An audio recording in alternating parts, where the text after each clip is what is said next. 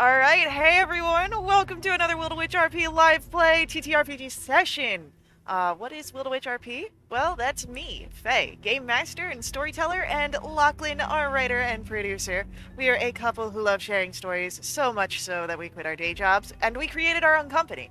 That way we could create high quality and exciting TTRPG experiences full time and share them with you. Tonight we are playing D&D, and I tested this earlier and it didn't show that it was showing up, but if you guys can hear the industrial fans in the background, I am very sorry. But the show goes on. So, like I said, tonight we're playing D&D.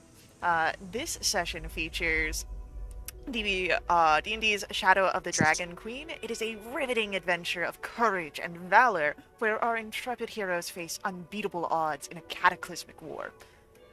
With us at the table are several of the incredible players who have joined us on our grand endeavor. If you would like to play alongside them, you're more than welcome to join us. You can ask in chat or hop over to our Discord where you can find out more. Now, speaking of our awesome players, it's time for introductions. Like I said, I'm Faye, game master and storyteller, and with me is Sirenscape, bringing our background music and sound effects. It's a fantastic and affordable sound collection that you can find at sirenscape.com. And now, we get to meet our courageous, daring heroes as we pick up in the aftermath of some devastating tragedy.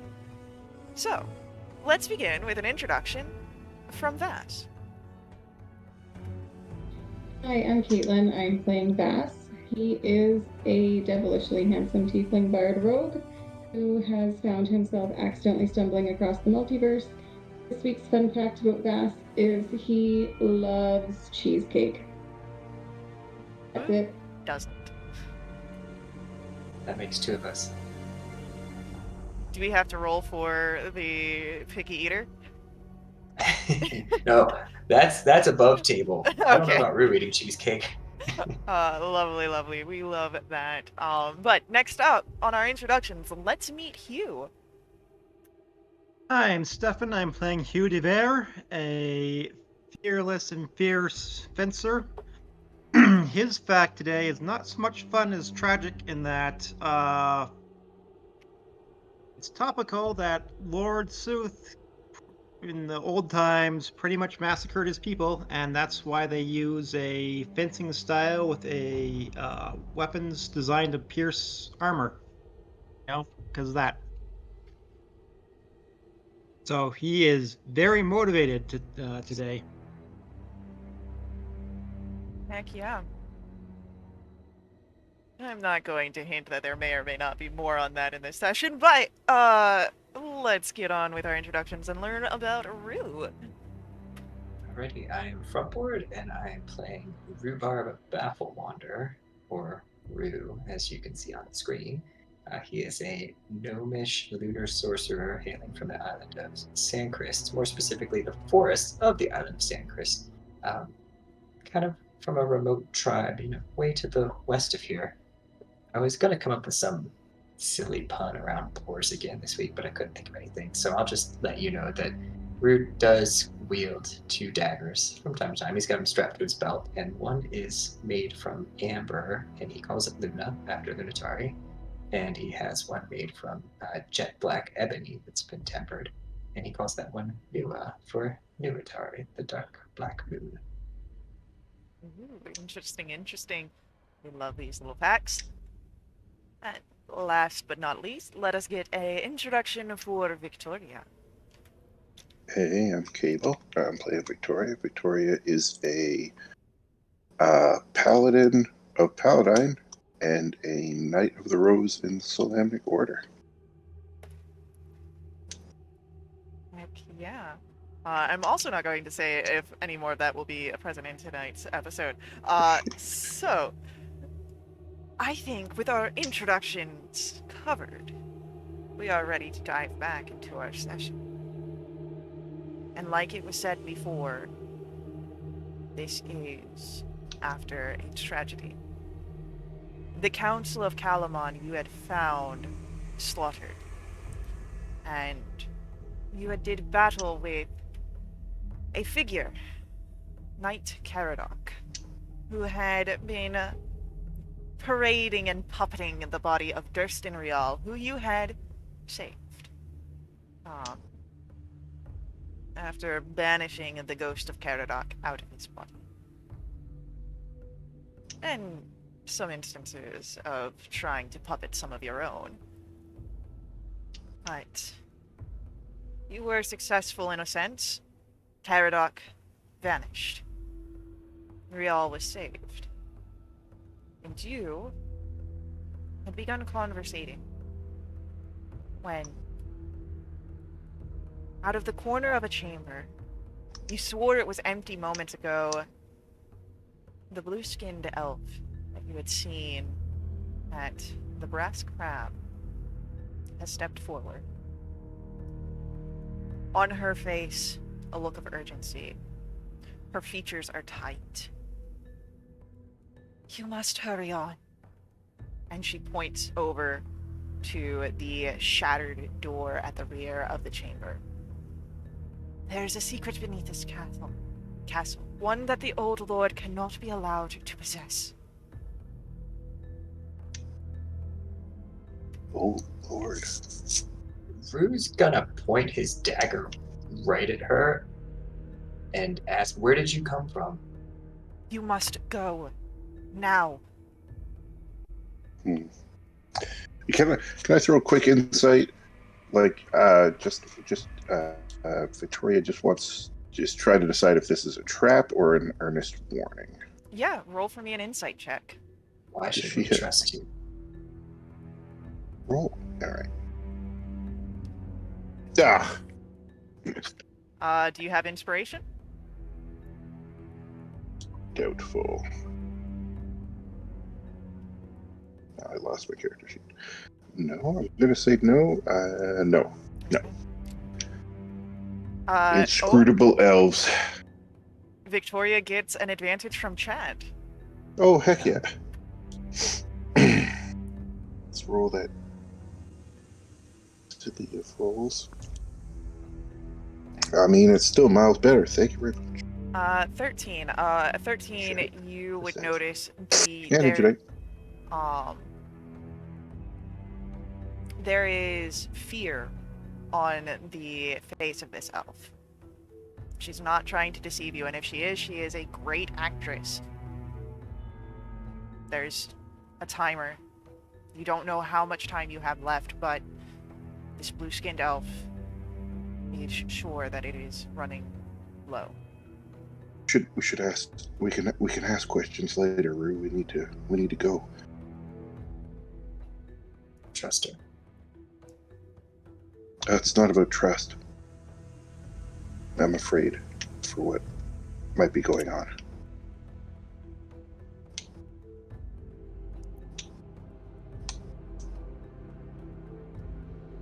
She could be sending us more death, just like the rest of this council. No, I do she's not trust her. she's afraid. It's not a trap. And if it is, you can remember to remind me. My poor judgment.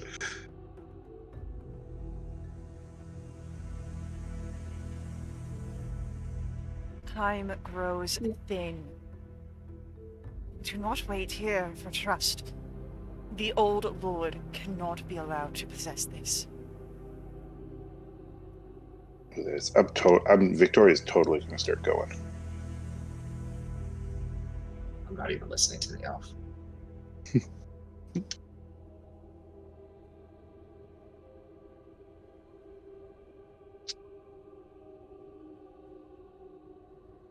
Did Victoria go? Victoria was on her way. She declared that action. What are Vass and you doing? Hugh is following Victoria's lead here. Yeah, we're flanking buddies. Yeah, Hmm. Bass will also go. He's intrigued at this secret, and he doesn't want the other two to go alone.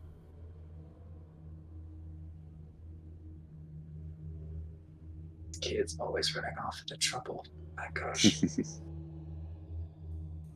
Rue just glares at the elf as he follows the others. As you turn to look at the elf, after watching the rest, she's gone.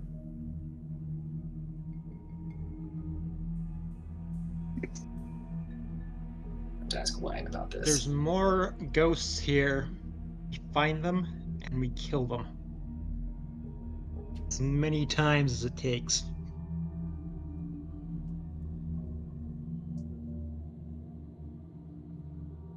The broken door from the council chamber, you see, gives way to a narrow corridor, most likely used by servants when this was truly a castle. There are several plain doors leading to other parts of the castle, but what you all pick up on, Victoria first, and then the rest of you as you follow, the faint violet light at the end. The far end. Violet light, which I guess is not something we've normally seen around the castle. Yeah, no, this is definitely abnormal. Okay. She's gonna look at Hugh, and when she sees he's following, Victoria will push forward. Can Bass make an Arcana check? Sure. If he can glean anything about the purple light. Violet light tends to be of arcane nature, and that's really all that you're getting in this moment. You're also not close to the source, so you don't know exactly what you're looking at, just the emanations, the light that comes off. Oh man, we've already got Lulu in chat. Down there.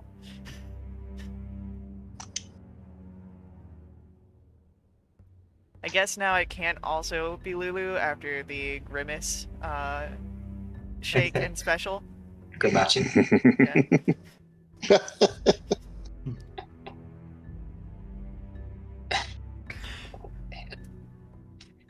Alright, so, do you all move further towards that light? Yeah. Okay. Heading down the hallway, as you seek out the strange light, what you see is a doorway. It's a door frame. It is sculpted with somber nights and stand in an alcove along the corner. You can see that the doorframe was once sealed, but shattered bricks now lie scattered across the floor. Beyond the opening, a steep flight of stairs that descend below ground. The violet light and the sound of crackling flames emanate from below.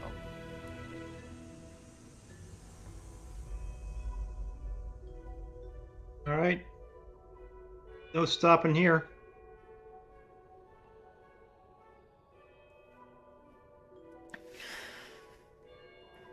He's going forward, but he's keeping his eyes very open. As you follow the stairs, they descend into a stone chamber engulfed in violet flames.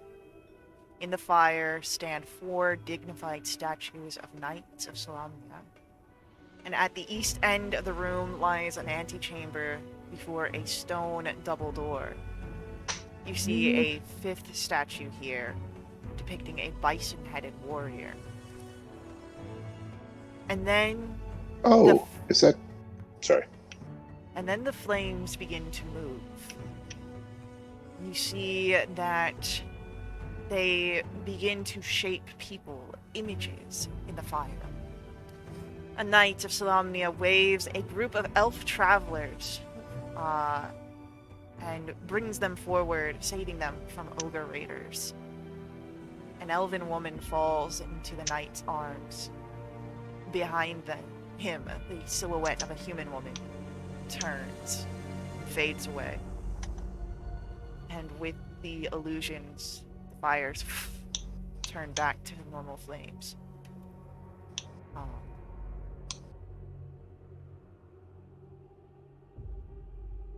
Is that weird? If anyone would like to, as you're looking over this, I know that Victoria had touched on it before, but If anyone would like to roll a religion check looking at the statue of the bison-headed warrior. Religion. I mean, it's the same modifier. I just hit the wrong. I'll take it if it's the same modifier. Yeah, the skills are right beside each other. Yeah. No worries. So a 19, that's very good.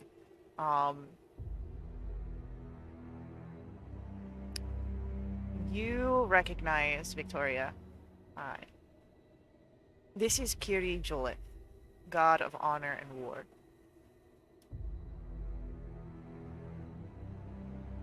She'll say that. She'll tell them that. They're like the rest of the party that. Okay. And he's head of. Is he? Which order? The Order of the Sword, or I believe one of the orders? He's big for. I can double check on that real quick. But yeah. If you think she'll know otherwise, it's just side information that she would mention. So Stefan the player recognizes the story and of the flames, and I feel like Hugh, because it's an important cultural story to him, would recognize it as well. So can I share it? Yeah, I'd say that it makes sense for your character to know. That was a tale of Lord. It's Sath or Sooth, or how was it pronounced? Soth. Soth. Yeah. That was a tale of Lord Soth's treason. First of his wife, then of everyone. This evil, I guess, affects even the magic.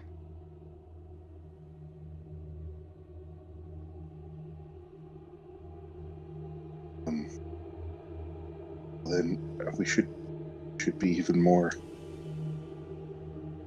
Move even more urgently then. Right, Victoria. I'll go first. You see something dead. I'll stop it. You kill it. So your mic was kind of cutting out, so I wasn't quite sure what you were getting at there. I'll stop it. You kill it. You have the magic, and you have the divine power in your strikes.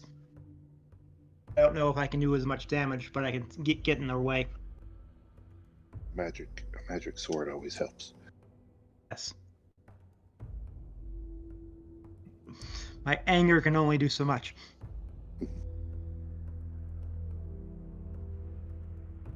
Wait, did you say that the fire is still in this room? It's just not showing the imagery anymore? Correct. And you would notice this about the fire is that there is no heat that comes in this room. It's just the violet light that is emanated from these flames, as well as the illusions, but the illusions are gone.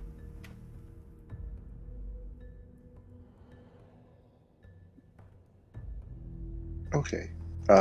It's not barring our path or anything. Like we could. Is there? Sorry. Does the way continue, or should we, or do we think like this is where we were supposed to go to this room? So you came down to this room. This is where the stairs descended to. There is an antechamber beyond this, which then leads to a stone double door. Those doors are closed currently. Right. So that's probably then where we need to go then. Hmm. Though, right? Like, I'm not alone in thinking that. Yeah, I think that's exactly what we should be doing. Okay, let's do it. Bass is super confused, but he will just be here to provide backup. No worries, no worries. Rue is keeping his eye on these two. As you get to the doors, they do need to be pushed open.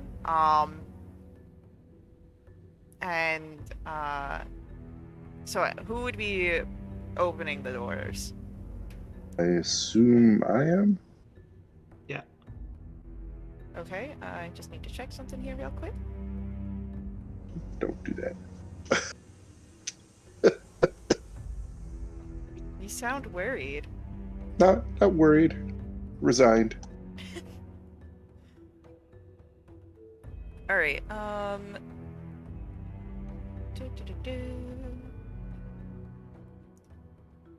All right. So as you're moving against trying to open the door, pushing it, it's a little hard for you to manage on your own. Perhaps if you had a bit of aid, maybe able to open.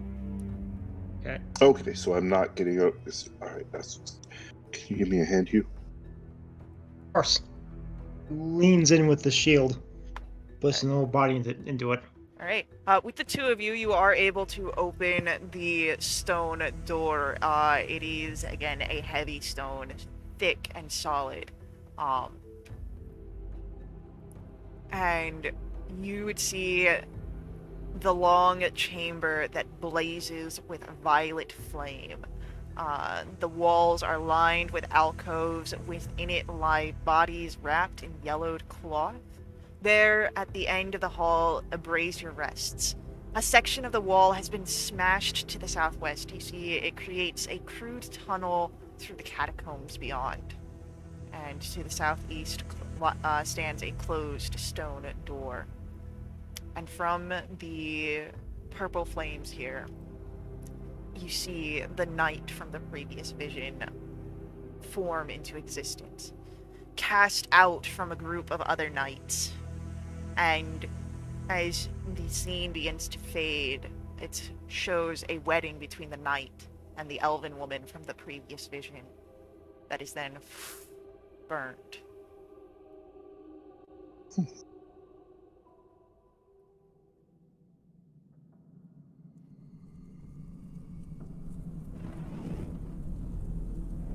It's like this rooms are trying to tell us a story. Pay attention, but don't be distracted. It's sadness.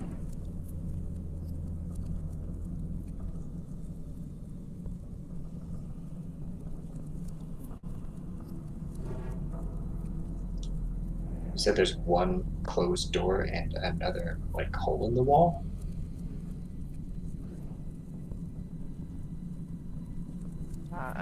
So what you would see here, you have again the flames. You see that section of the wall has been smashed to the southwest, and that there is a crude tunnel to the catacombs beyond. But to the southeast, you see a closed stone door.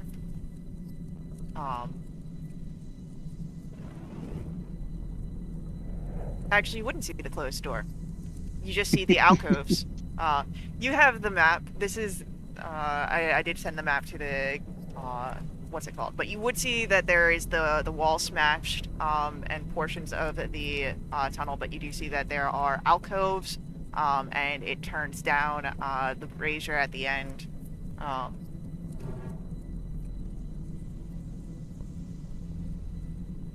Okay, wait, so now I don't know where we are on this map.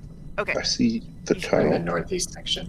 So you Came down the started stairs and over. in the area with the stairs. with the that- stairs. And then you moved past that set of doors. So now you're at the top where you've got the first tunnel. That's Yeah, what you see. okay. The smashed wall and the crude tunnel, that's that. Is the tunnel... Victoria will turn to Hugh. Is this a fresh dug tunnel? Any your perception on that? Or is that an insight or something? Investigation or something? I would say this would be more of a investigation. Investigation. Well, I got a 10. It's definitely old stone. It's hard to tell how long ago that this passage was created, crafted. But it is definitely of the stone of the wall, and that's old, so.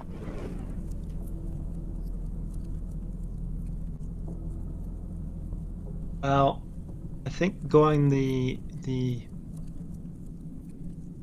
bigger way is better.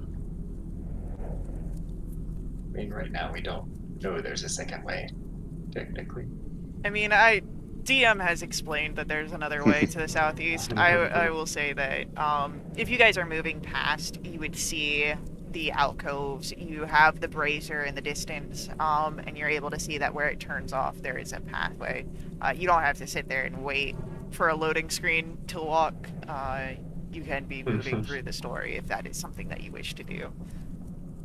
Okay, well, I'm gonna trust Hugh's judgment on the direction to take. That brazier at the end of the hallway, did you say light is coming from that? Like, is there a fire lit in it? I'm going to say that there is no fire in the brazier. It just rests at the end of the hallway. But you do have, again, the violet flames do fill this area with dim light, so you're not in darkness down here. It's not bright light, but it's not darkness.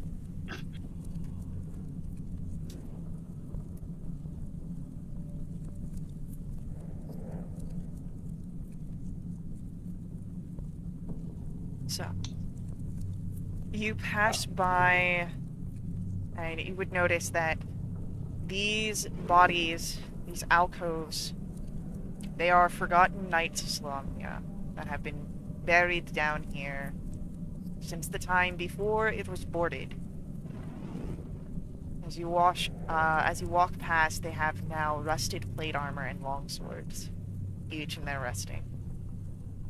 And as you turn to the far end, down at the southeast corridor, where it turns, you would notice another set of doors.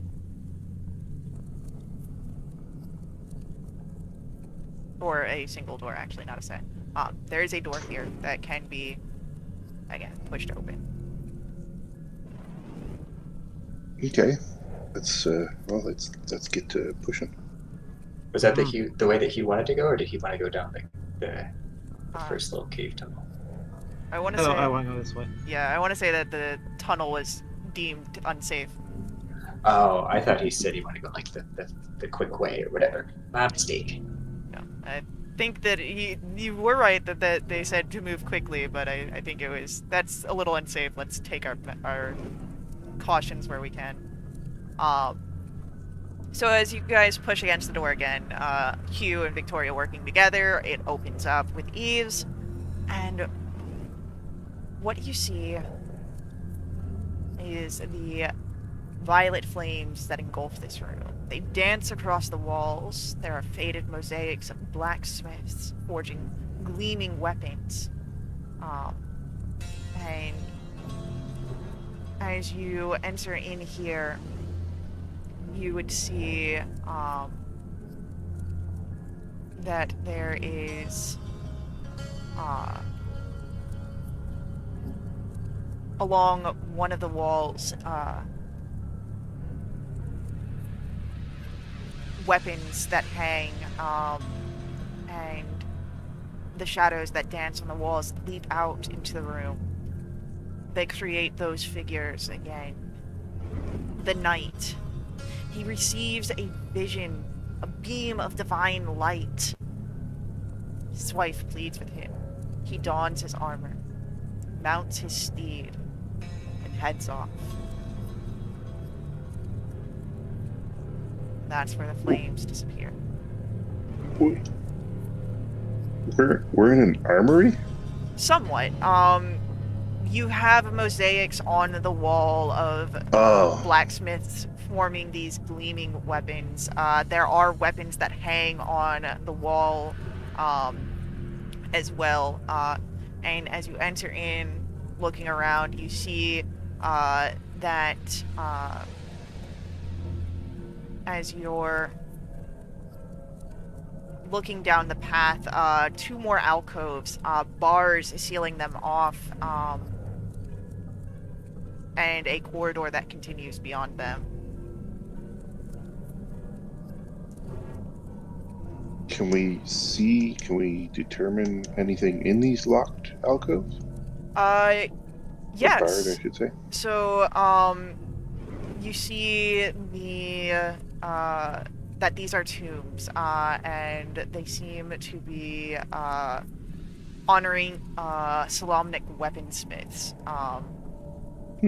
Their burial places are sealed behind iron bars, but you can see beyond that the tomb to the north has a skeleton that clutches an axe,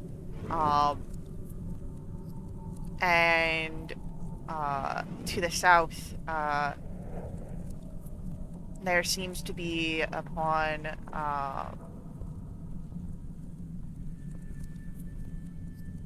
just a normal tomb. Okay. She'll murmur a quiet prayer for their rest. Then, as she peers in and continues on. So as you move to the area where you had seen the gleam of the weapons, but now you see them in full, you would notice that there is another one of those broken passages here. You see that door as well as a section of the wall is missing, but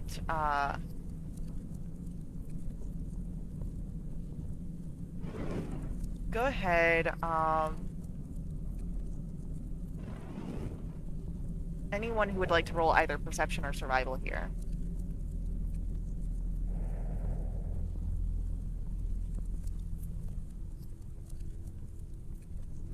Oh, twinsies.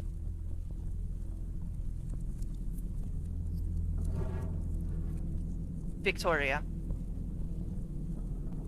You would know this. And Hugh. You would know this. Based on what you had seen before, and now looking at this destruction occurred recently. And the narrow passage that you look at is dangerously unstable.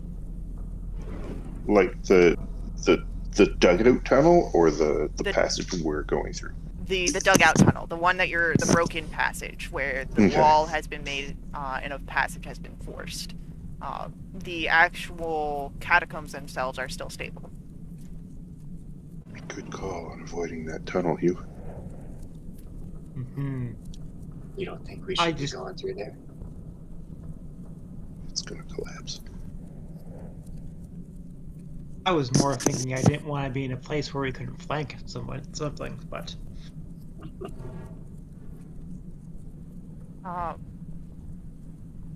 I would say that while they're looking at the tunnel, Rue and Vass, your attention has been caught behind you, the wall of weapons. Most of them are rotted. Some are rusted. But there are a few pieces, weaponry and armor, that still seem untouched by such effects. As you peer through it, yeah, as you look through it, you have, there is a long sword that seems to be sharpened well beyond what age and time would have done to it. This is a long sword +1. There is a set of breastplate armor that is light and flexible for what you expect. It is mithril breastplate. And then there is a cloak that appears of autumnal leaves woven together.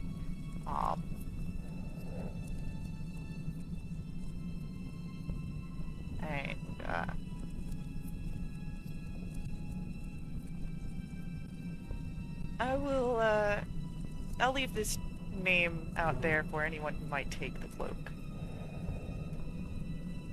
Well, I have the magic shield, so I don't want to be greedy, but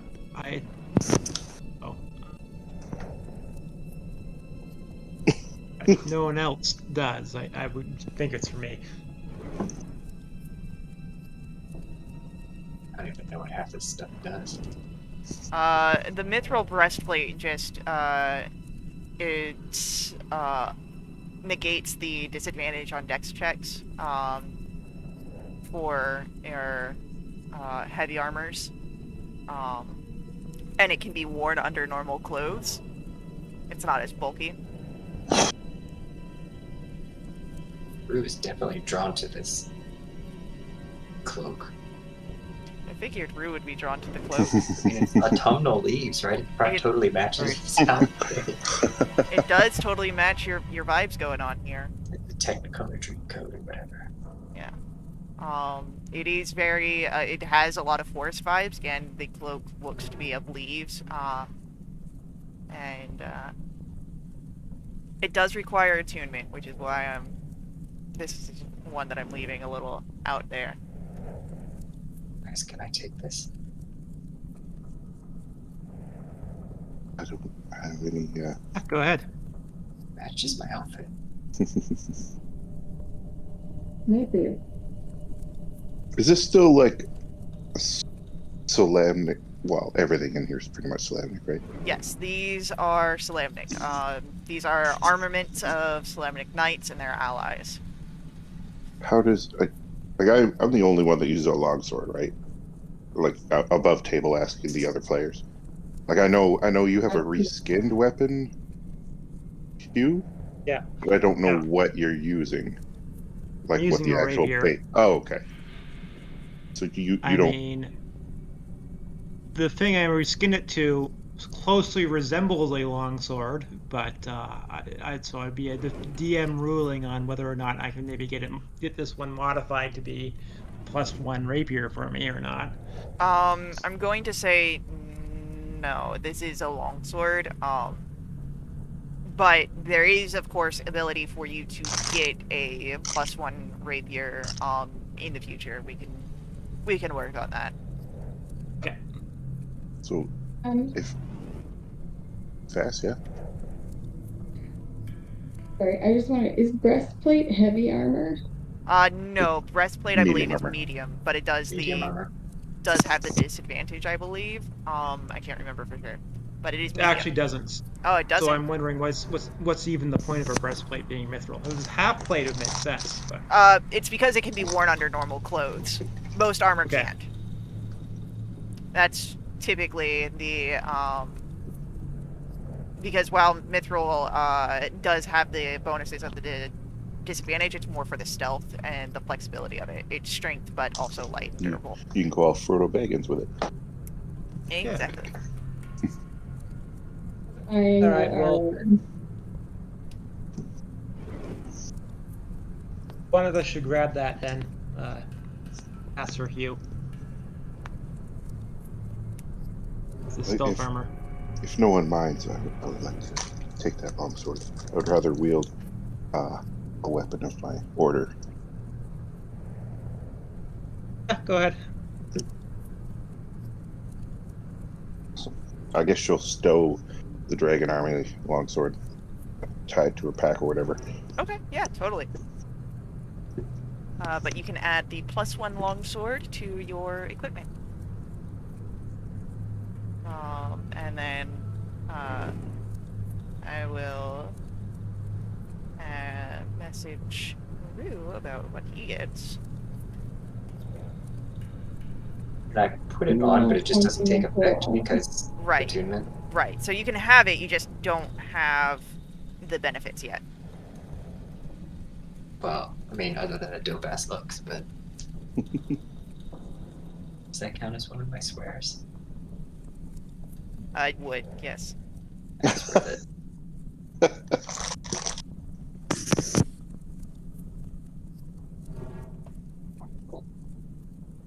Does anyone else want that message armor? I believe that's between you and Hugh. If you have your heart set on it, I think it fits you. It suits you. That's a stealth.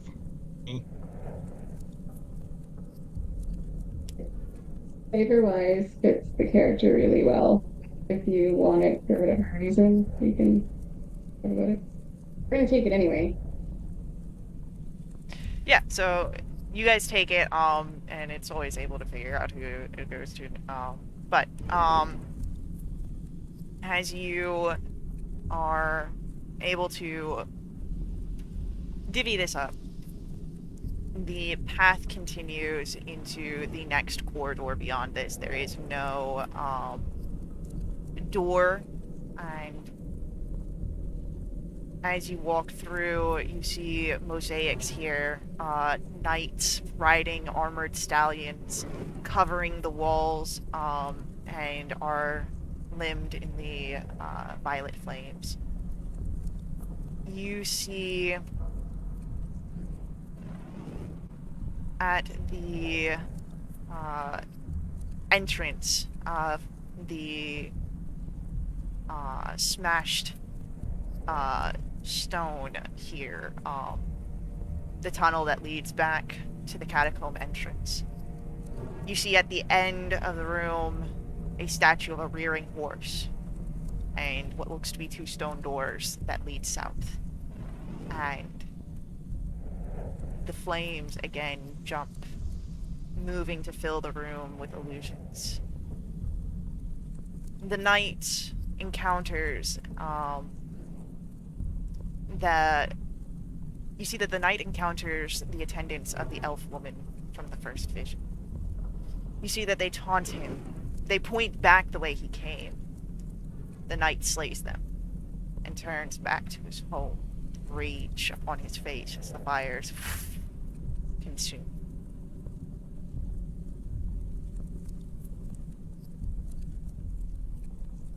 This just took a turn. And as you see this, you watch as 2 it almost looks like war horses, though they are skeletal nature. Sirenscape just went down. Lovely timing. They manifest at the western end of the hall, near where the rearing horse statue is. And they begin to charge. It looks like they perhaps are ready to attack.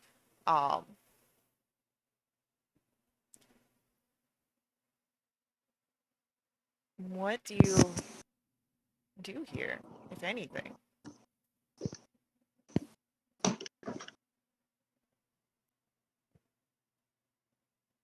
Spectral war horses? Skeletal war horses. Skeletal. I do have to ask, Victoria. Mhm. You're wearing Solamnic armor, right? Yes. It's Then- it's chainmail, but she wears like her order. The Right. sign of her order. Yeah, no. Then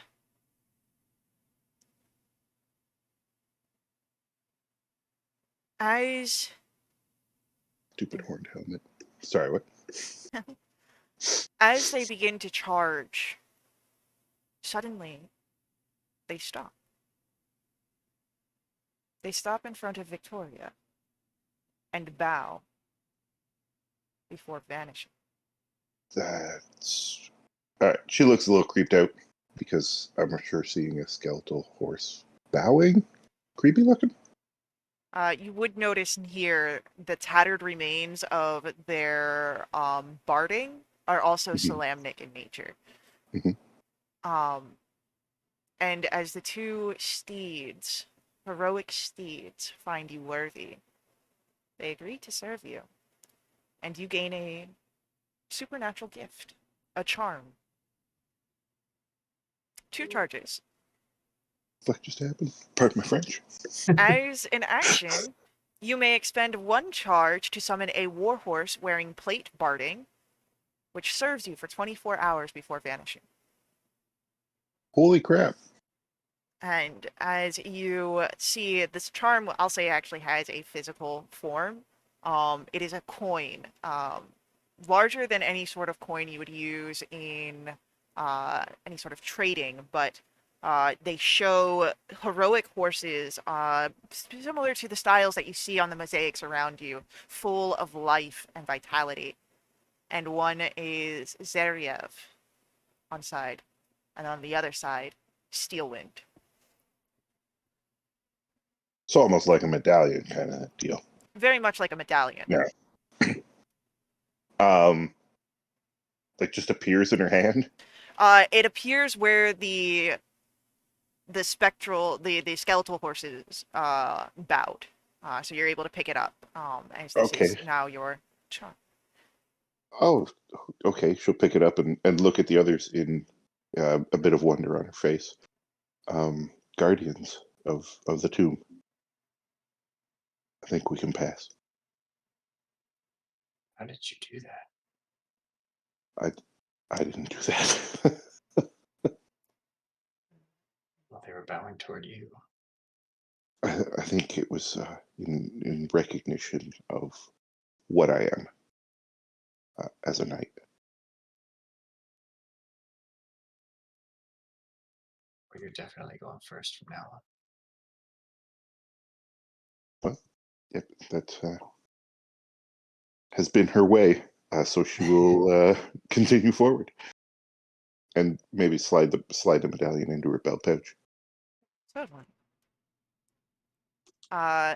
As you come across two more stone doors, let me actually get Sirenscape back up. Because why not? We deserve to have nice sounds.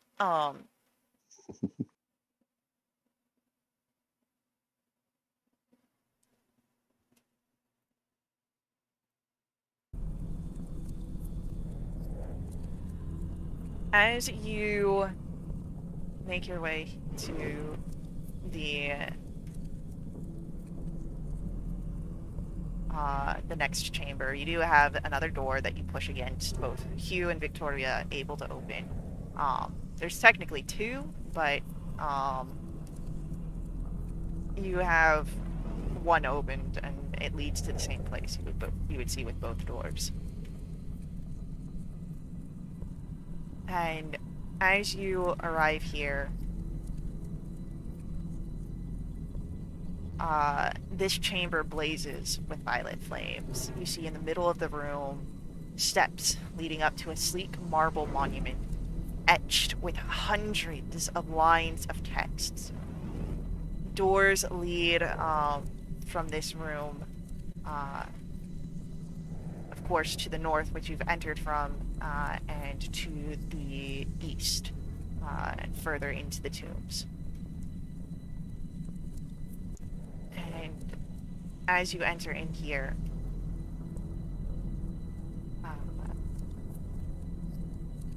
there is a vision. The knight slays his wife as the world around him crumbles and burns. The knight burns as well, but he doesn't fall. You see through the purple flames that his armor fuses with his body. His eyes blaze with the fire. And he becomes a terrifying and deathless figure. And for a moment you watch the flames almost begin to turn and perceive you before they disappear.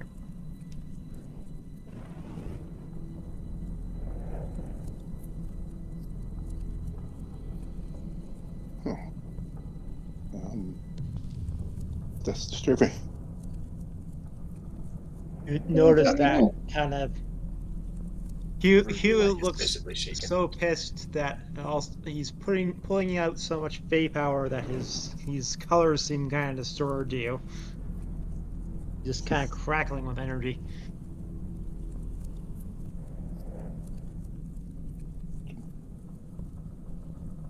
What is the writing? Can I read it? Yeah. Can anyone read it?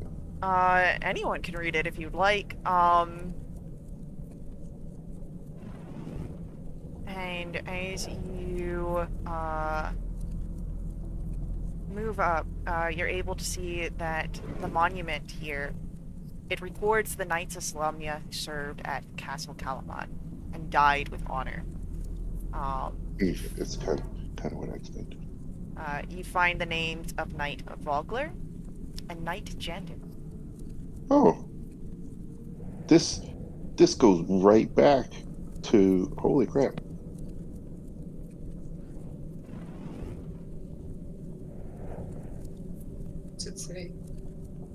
recounting it to those of us that can barely read.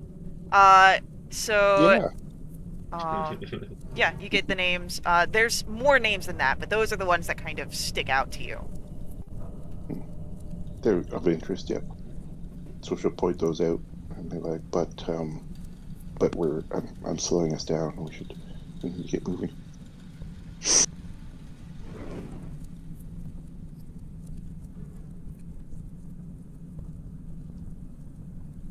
Right, because the Vogler guy, wasn't he part of that uprising of like when the Knights were formed? If I remember correctly, yes. Yeah, like this place is old as poo. Mm-hmm. So, as you are moving, again, there's the door that leads eastward, sorry. And if you open that up, Yeah, and unless anyone brings up a reason not to, then I'm definitely proceeding to try and open these doors, I guess with Hugh's help. you enter in, and you see a statue of a saluting knight of Salamnia standing in this room, along with 2 marble slabs etched with text. All 3 crackle with violet flames, and you see the spirit of a knight of Salamnia kneeling before one of the slabs. You see, of course, the door that you enter in from leading to the west, and double door that leads to the east. There are And there's no just- visions in the flames, but you would see, beyond the crackling movements, faces. There are skeletal visages that leer out at your group. And this knight that's kneeling is part of that. You can tell that is incorporeal. The knight is a spirit, but they don't seem to be of the same bindings to the flames. Okay. So in Solamnic, Victoria will call out Sir Knight.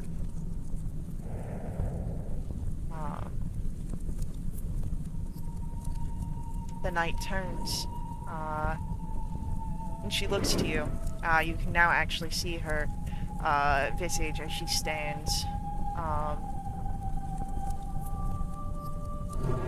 And you would notice that, again, she wears Solamnic armor, but you would notice that she is a Order of the Sword.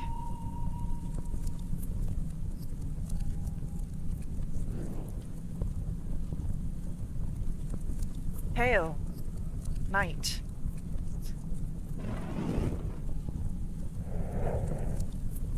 Now, is she speaking back in Solamnic or She common or? She would speak in, the way that she speaks is strange. You hear the Solamnic, for those of you that understand Solamnic. For those of you who don't understand Solamnic, you hear common.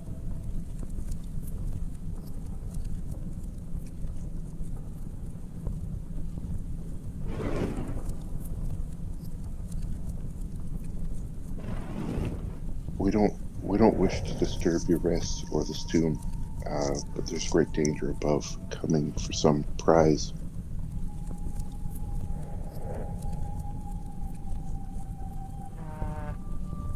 And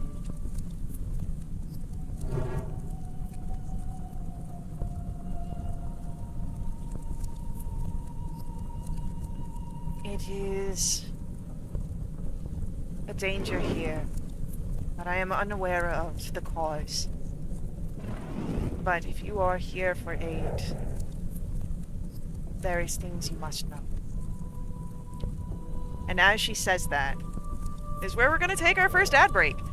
Ooh. So we will be right back to see what this night of some time past has to share with you all. But I ask that you all hang out, you chat, you let the ads run. Please don't mute them. Please don't leave us. Ads are a huge part of how we can keep our games affordable. If you would like to support us directly, you can always make a donation to us at my Ko-fi. A link for that is on screen. I do just want to say thank you to our amazing community for getting us to a full donation goal of $120. It has unlocked all of our perks, at least for this upcoming cycle. So, if you want to keep the donations going, keep the caffeine in your GM, and create the train of awesome perks going on, where it's perks including double treasure, double XP, special companions, and new quests for everyone in the Little Witch RP community, a Ko-fi donation is where that'll be. So, again, thank you. We will be right back. See you soon.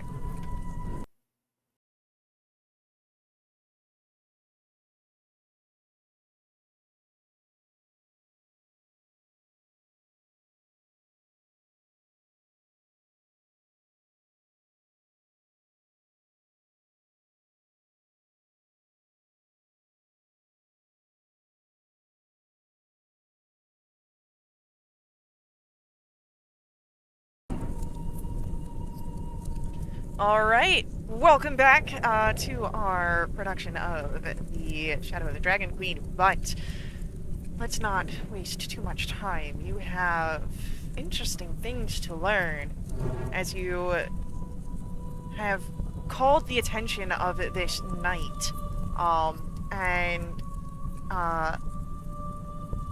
you, as she stands, you have warned of great danger above, and she has spoken of the danger that is seeming to come here that she does not understand, but that if there is something awry, that you have things to know of her. And she first begins with an introduction. I am Knight Jandin. I am of the Order of the Sword, and I died during the Cataclysm.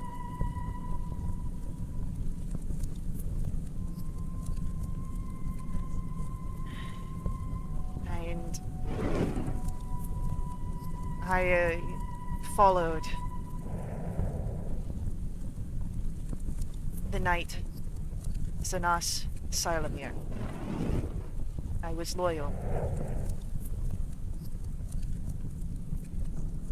Sarlamir was respected and received a divine quest from Paladine years before the Cataclysm. He was told of a magical wonder in the east, a city of the air, and that the king priest of Ishtar that had crafted this had enraged the dragons.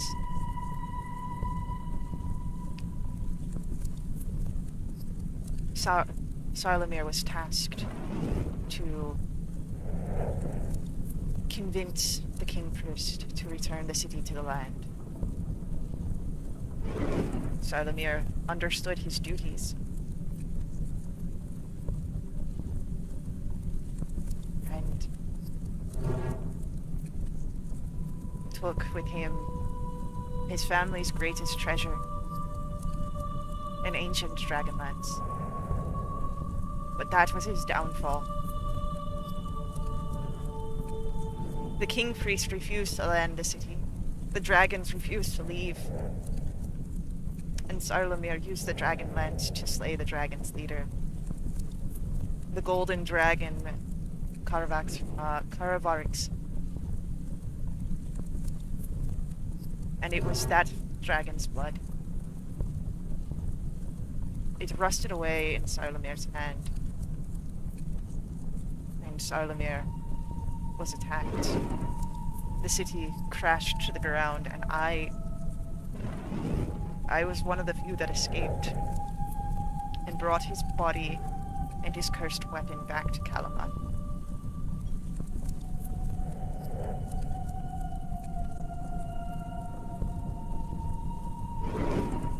I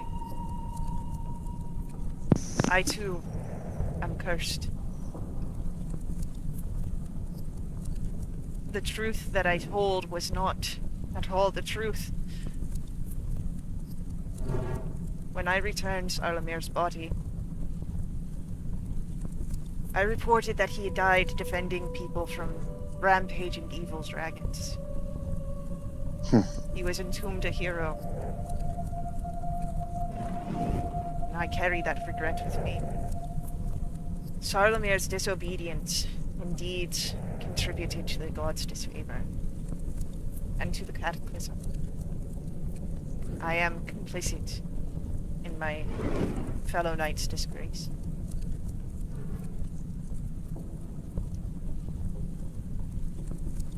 If there is trouble, I do not know if it will bring you any aid, but it will bring rest. As she looks now to Victoria, a fellow knight of Salamia. Take the weapon of Salamir. Perhaps in your hands it can find redemption and the gods' favor. Do you think that's what Victoria, without breaking, like without looking away from the specter, do you think that Soth is after a cursed Dragonlance? You see, there is surprise on Jandin's face as you mention the name Soth.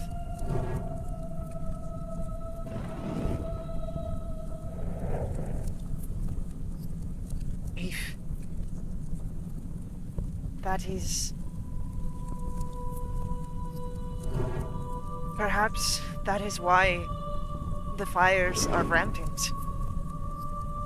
Before they were only confined to Sarlamir's tomb, but now they have spread.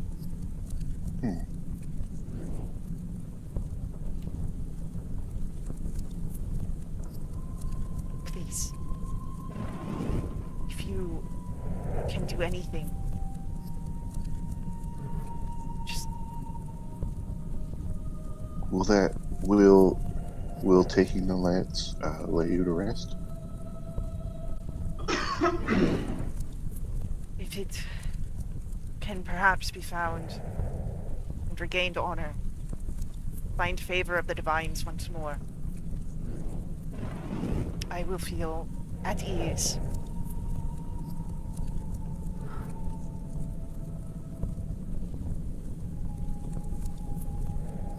Okay.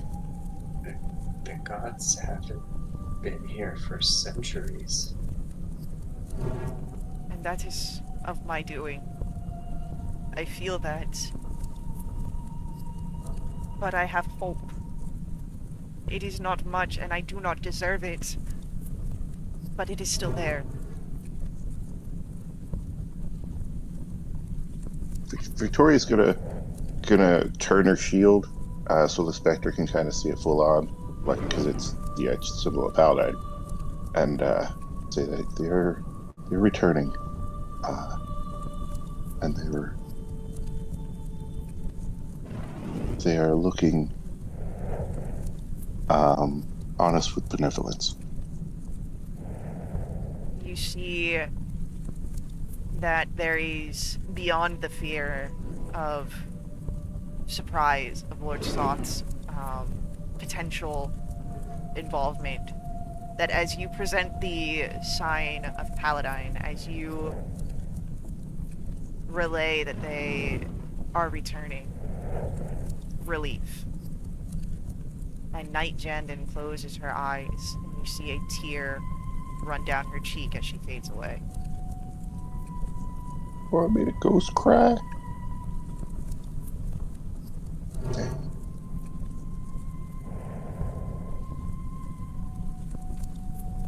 Oh, but she faded away, which is awesome. She did fade away. I'm assuming.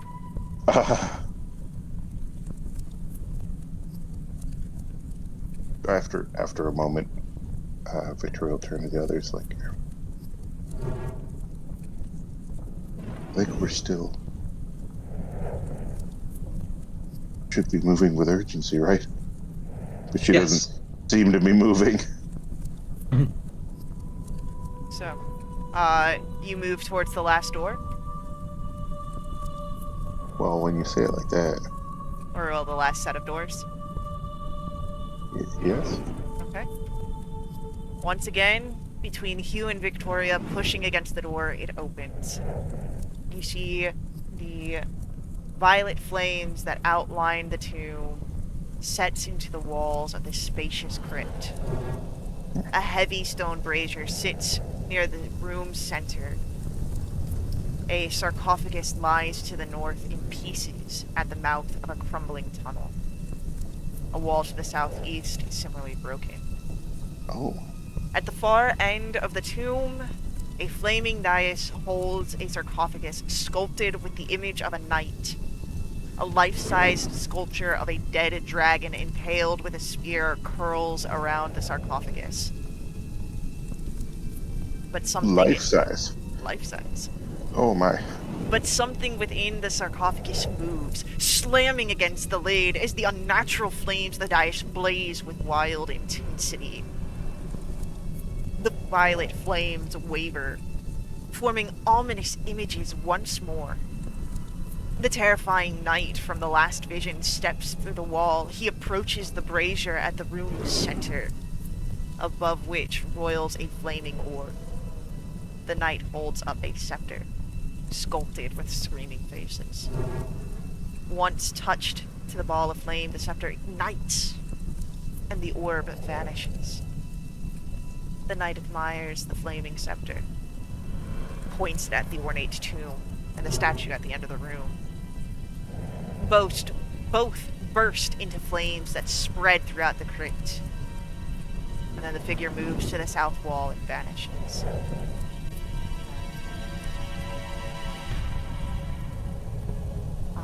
There is another violent blow shaking the tomb that is surrounded by the sculpted dragon.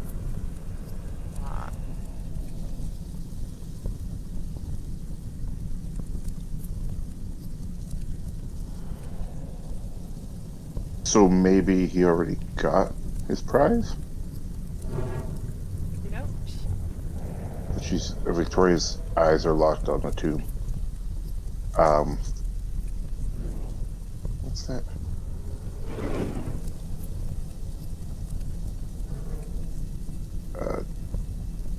Okay, so can I use Divine Sense again? Sure. Which is good and evil detection, Hallow, Celestial, Fiend, Undead, within 60. So I guess she'll move further into the room and do that. Really, she just, her intent is to know whether or not whatever is slamming violently at this tomb is good or evil. There is... Because this is an area of heroes, you can assume good, but there is the faintest scent of the stench of undeath, which could be from the passing of Lord Soth. I will remind you, Divine Sense detects things that are not behind total cover. Oh. Oh, okay. Oh, okay. Alright, that's fine. Still tried it. Do we... There is another slam on the sarcophagus lid. Okay, she's raising her shield like it's just violent and overwhelming. We're just gonna look at the others, see what they're doing.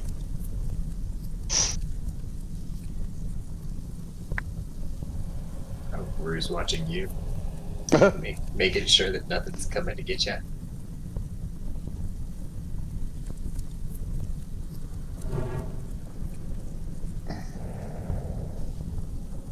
As you wait, She told you to take her weapon. Do you think it's in here? As you Yeah. Yeah. watch, there is another slamming, and you hear now not just the slam against the stone, but the stone cracking on the lid, as if it might be forced open.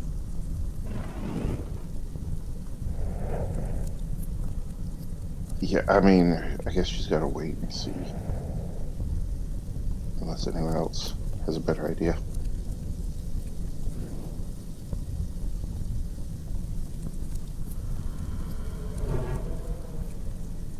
Do you do anything here? I know Victoria's waiting. I know Rue is watching Victoria.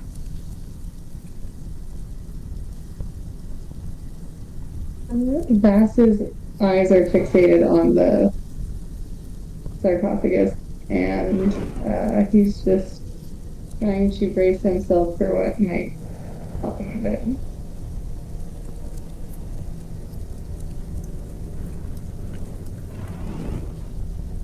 As you prepare yourself, steeling yourself for whatever might come, the lid is shattered by whatever smashes through, and you see a knight, undead, of ancient Slamnik armor that he wears. As the figure crawls out of the tomb, you see a blade that blazes with violet flame like you see about the room. The souls that leer at you, the skeletal faces inside the flame of the sword. And with nary even a look to understand that you are present, he rushes in, wielding the sword, and we are rolling initiatives.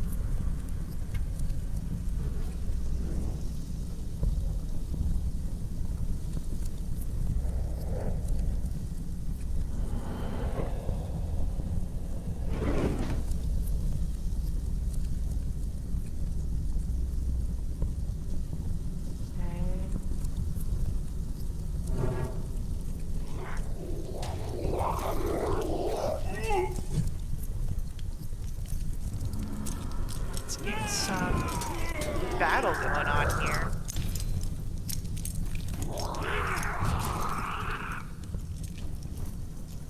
Alright. So, it's going to be firstly, I want to say that'll be Bass first, if I remember initiative bonuses correctly, but I can Yeah. get it. It's fast. Alright. So, it'll be Bass and Rue. And then after that, it will be Victoria, Hugh, and our knight, Sarlamir.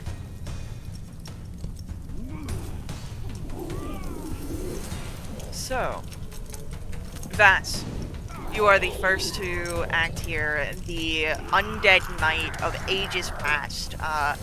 This disgraced knight posed as a hero in death, raising his sword and coming towards you. What are you wanting to do? So many things. Is there anything Vass could hide?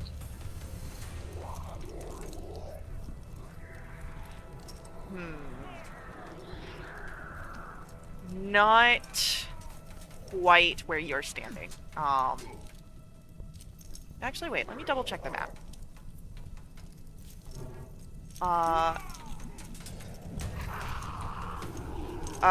Not quite where you're standing. The closest thing would be, the rubble from the tomb, but that would only provide partial cover and not a full hiding space. Oh.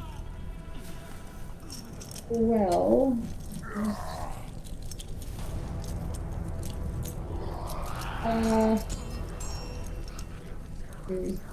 I don't think that will do anything. But he'll use the drift globe Okay. to cast daylight Okay. in case it doesn't like bright light. I mean, he's been dead for who knows how long. Eyes get sensitive after that time. If they persist. You would see that these Maybe I'll ones are. blind him. So as you cast the daylight, you would see that this figure perhaps doesn't seem so particularly affected by the light, but he has now his attention on you, Bash, for the first to act. Great. Anything I'm trying to else? figure out if there's somewhere I want to move. I guess I'm just inside the door right now. I would say that you guys can be anywhere within those first 4 cubes. So like anywhere in the first 4 rows of movement, because you guys walked into the room and were kind of looking around, waiting for what was happening with the sarcophagus, but no one was getting fairly close to it. Mm-hmm. So. Well, he'll use his bonus action to try and hide amongst the rubble. Okay, yeah, so as you move over, go ahead, give me a stealth check, please. Lovely, I get to do this with disadvantage.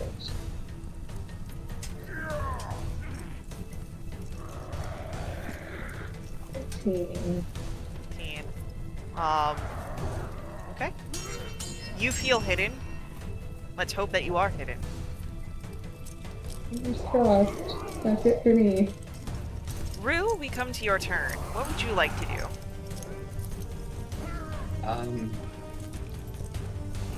Bass disappeared off where I can't see him. Vass has moved behind the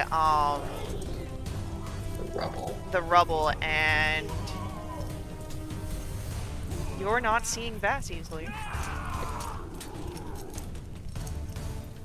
You know what? Actually, I don't know if this matters. I wanna cast Bless on my companions, and the spell doesn't say I have to be able to see them. It just says bless up to 3 creatures of your choice within range. Yeah?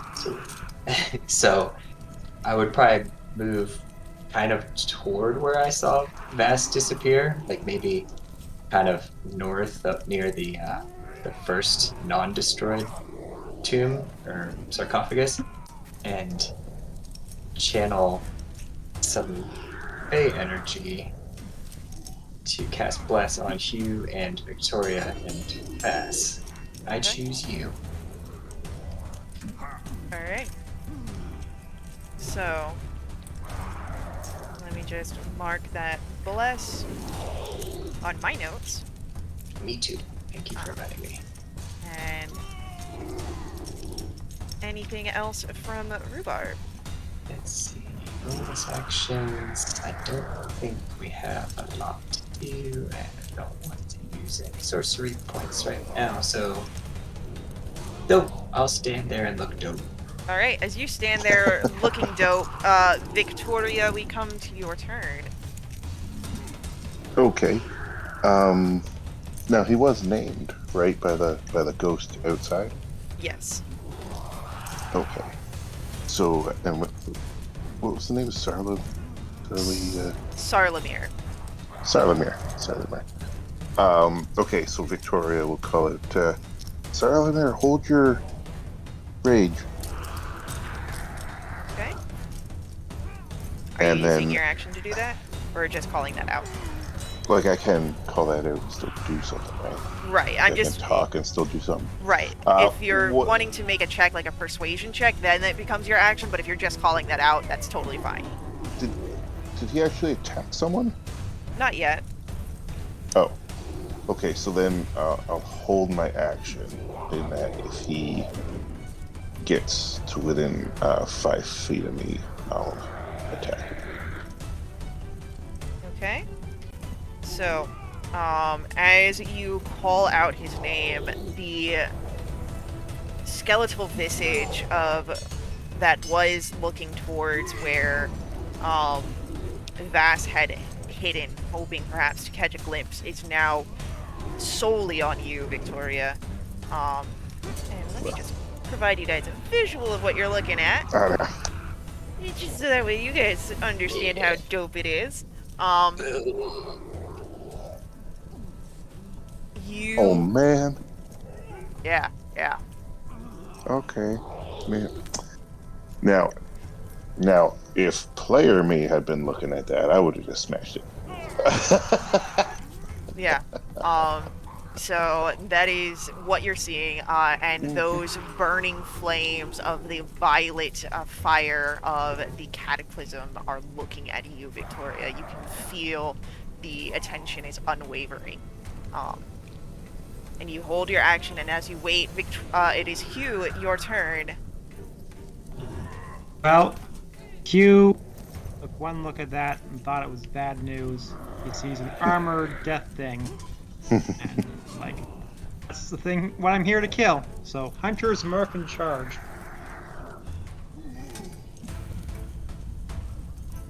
Okay.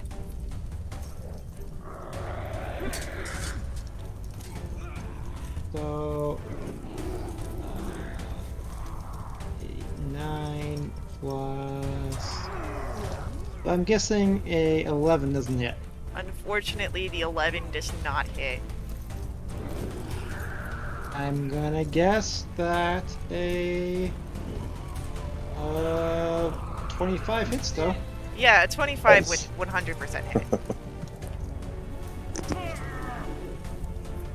So 7 plus 6 is 13 plus 13, and then so 19 piercing damage, Okay. and then 3 psychic damage on top of that. Alright, so as the effect of your blade, imbued by the different magics that you've called upon by the space spirits, they impact, and it does seem to have a full effect against Sarlamir. It does not seem that he has resistance to the magics and damages used here. Anything else Alright. from Hugh? That was all my movement, my bonus action, and my action. So he just sits back after the strike and prepares to parry that violet flame blade. Okay. As the knight stands there, he is going to raise the blade and will cut down towards Hugh.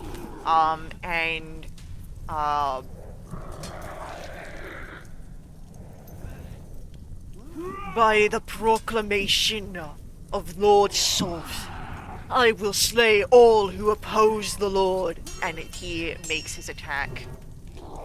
Crap. The first one against you is going to be a 27, Hugh. Alright, that's gonna hit me. And as the blade cuts, the violet flames don't burn. The blade does not bite, but instead you feel a dread fill you as you take 14 points necrotic damage, and you cannot regain hit points until the start of Sarlamir's next turn. And as the blade hits and you have this realization, his other hand reaches and from the leathers about his waist draws forth an old throwing axe and will throw it across the room towards Victoria. Okay, this guy can go right back to hell. But a 10, you're easily able to pull up your shield and deflect it. And seeing this, the skeletal figure once more grabs his blade and will cut across towards Hugh. But a natural one means that you're safe this turn from any further damage. But that is Sarlamir's go, which brings us back to the top of the round with Vass. You are hidden, and Sarlamir did not perceive you. So if you make an attack, it will be at advantage. Okay. I have a technical question. Yes. Does a fiery scimitar count as a finesse attack or a finesse weapon?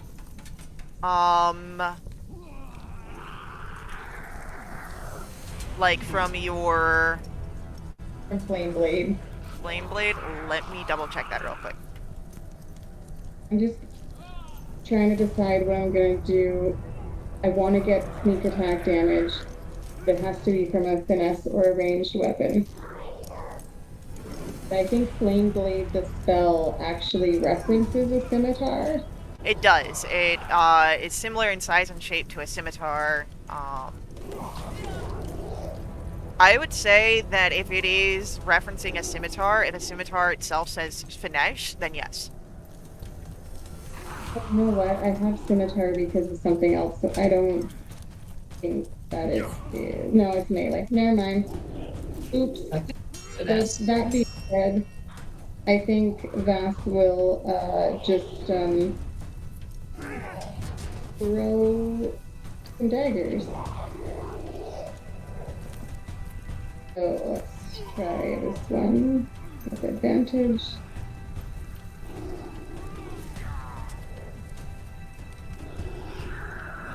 Just I'm gonna roll a d4. Just No, scimitar is a finesse weapon. I just checked it. oh, D&D Beyond is telling me it's melee. It is a martial melee weapon with the properties of finesse and light. Oh, I see that now. Oh, well, anyway, that's a 19 to hit. 19 will 100% hit. Alright, there's the damage from the dagger, and here is the damage from sneak attack. Lovely. I think... Does dual wielding count if you're throwing things?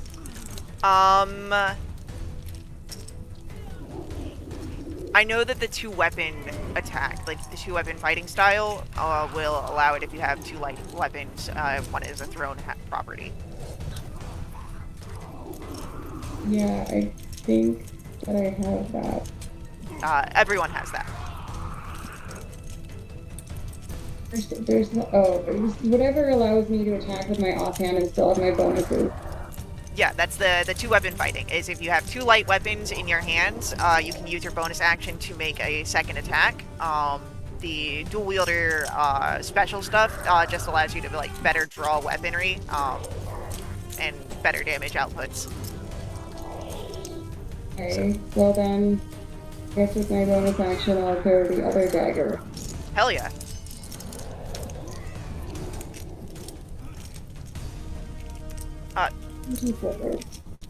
Most definitely hits. And now I am daggerless. That's okay. I'll get them back later. So that's it. Alright. Guys, it's a little bit long. So as the two daggers fly through the air and impact against the figure, once more looking over at you, but focusing on the fighter in front of him and the Salamnic knight that is present. Rhubarb, it is now your turn to act. Yeah, so we've got the flank buddies are moving into their Victoria positions. has not Victoria's moved. not. Yeah, that's right. Yeah. But Her she had turn. moved forward a little bit more because she was doing Divine Sense farther into the room. Yeah, I would say Victoria is near the brazier currently, which... That's kind of where I was imagining. Yeah. Got it.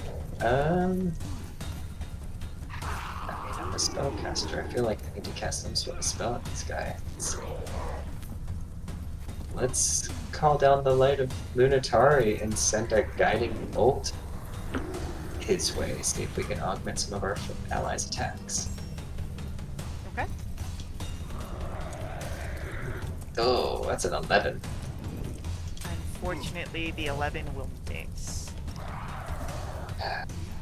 Drew kind of just like shakes his head a little bit.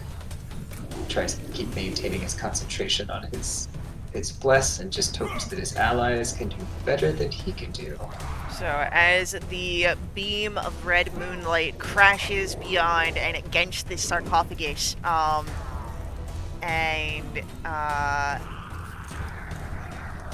it will be then Victoria's turn. Okay.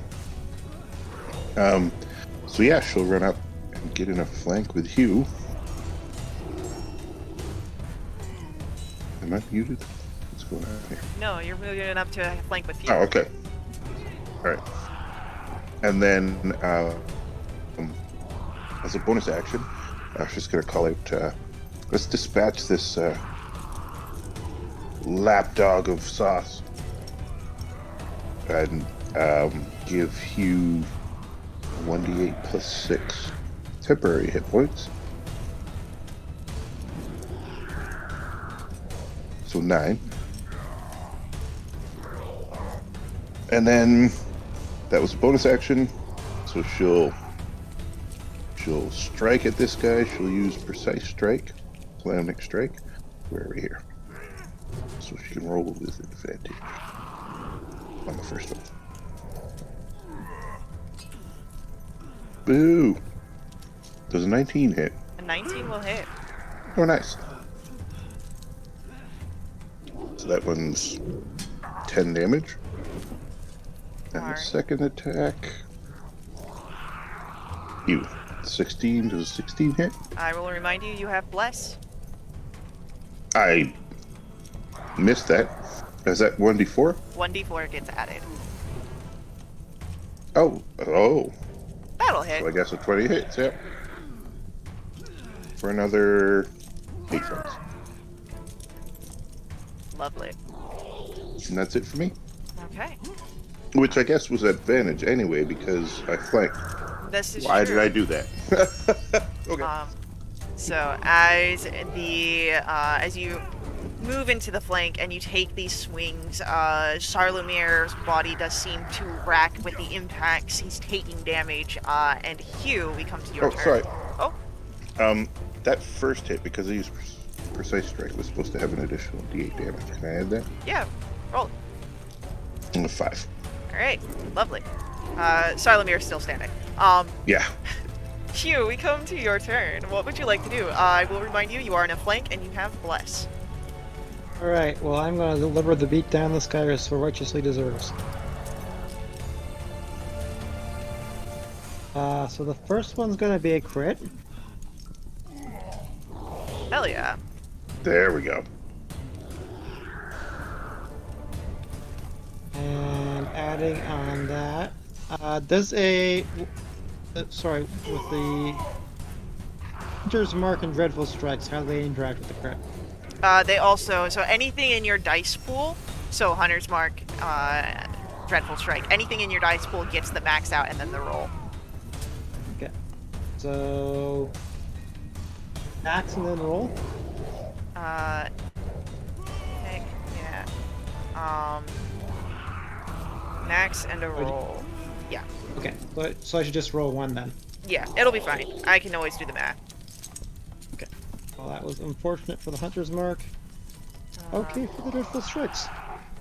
So, that is 16, 24, then 7, so 31 piercing, and then 7 psychic, for a total of 38.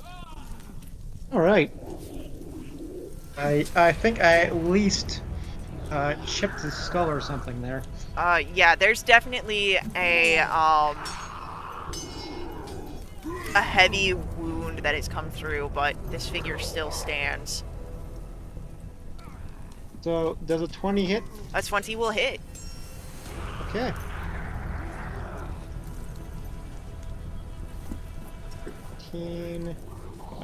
Ignore the Dreadful Strikes. So, 14 damage for the next one. All right. He's looking real bad here. He's still standing, but as the blade is raised, it is his turn. Unless you do anything with your bonus action here. Nope, nothing Alright. for me to do. So, our knight Sarlamir is going to, through the flames, the cataclysm, Lord Soth calls. You must only listen through the hauntings. And the blade comes firstly towards Hugh for being a bit annoying to our knight.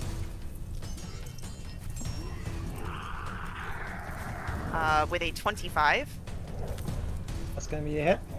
That silvery barbs. Yes, I was trying to do that last time, but I couldn't get to the unmute button fast enough. Oh no! Alright, so we've got a reroll coming up, which brings it down to a 15. All right. So That's gonna be that shielded. misses. The second blade strike is going to cut back towards Victoria. And misses with a 12. And he's going to attempt again on Victoria. Something about a Salamnic Knight, which unfortunately is a 25 this time. Oh yeah, that hits. So as the blade cuts forward, you experience the same thing Hugh has felt.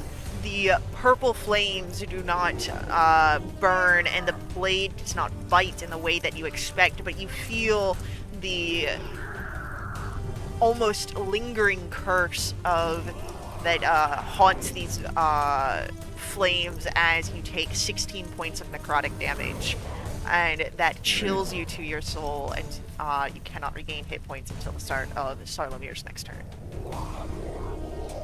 Okay. Okay. So Kind of a dick. Victoria gets an advantage What? I have advantage? from the silvery barbs. Oh. Vass, we come to your turn.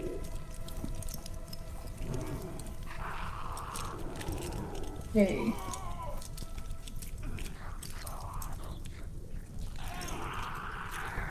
Well, I thought I had. Well, okay. I don't know if this will work. Bass is gonna try Dissonant Whispers. Okay. That is a wisdom save. Okay. Yes, 14. He gets a 15.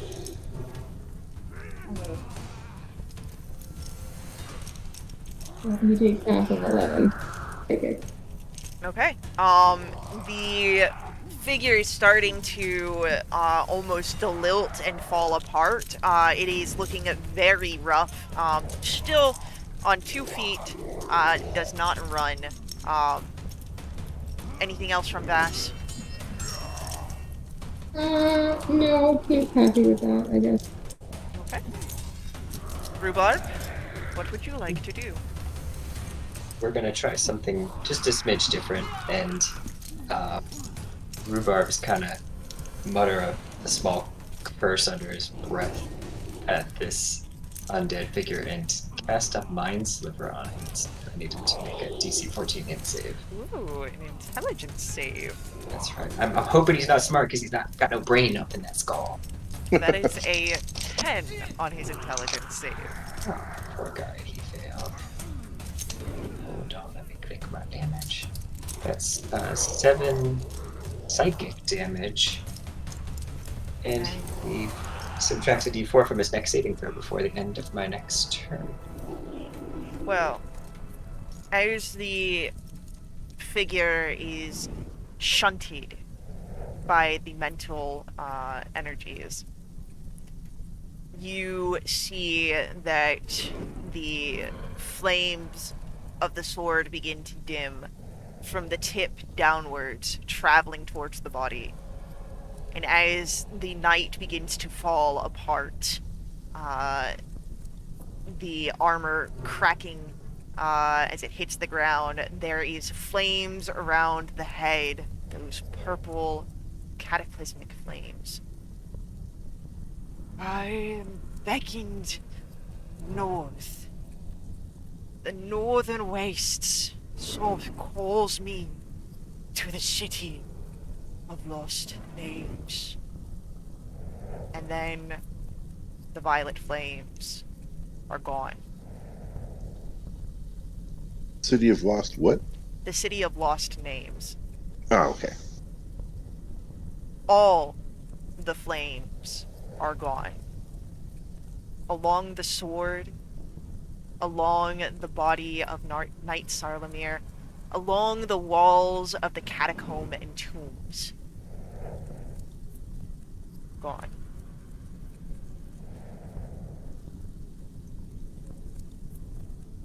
Heck. Afraid we're too late.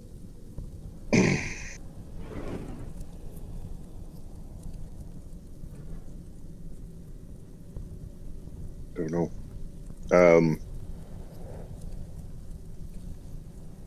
Is there a cursed lance laying around anywhere? Or impaling? I don't know. Would you like to check around the area? Yeah. Rue wants to investigate the sarcophagus he came out of.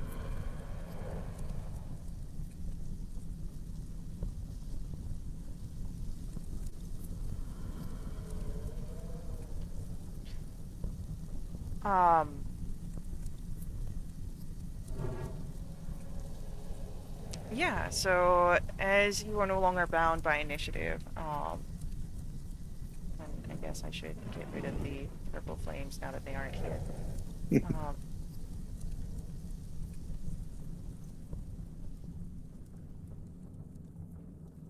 You are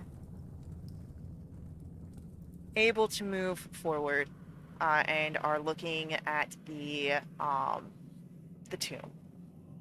And you see that inside of it is the distinctive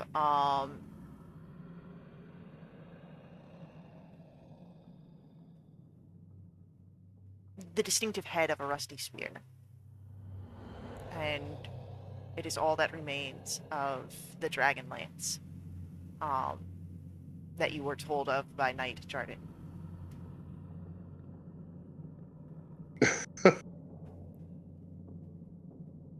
I mean, she wanted me to take it up, so I guess I'll take it. Okay. And then look around.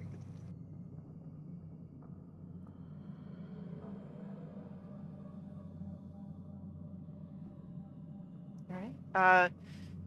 You see that everything else here is... There are tombs empty, save for bones and rusty armor.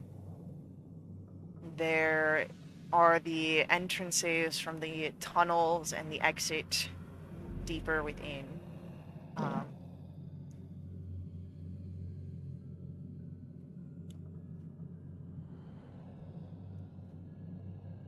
You have really memories and bones here left in the tomb. Shadows of times that once were. Okay. I think there's nothing left to happen, is there? As she looks at the others.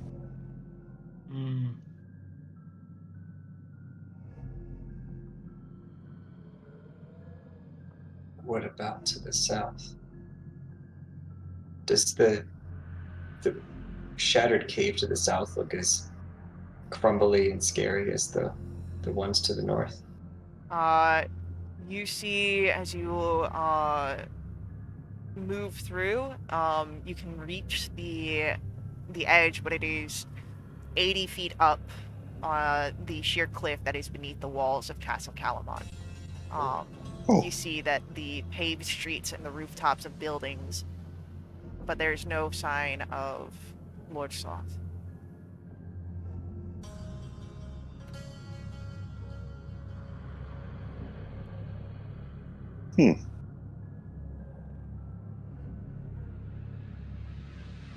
Feel like jumping?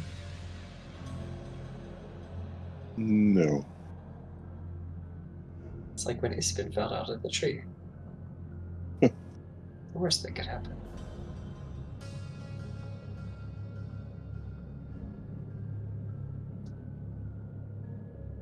Rue, do you know anything about that fire?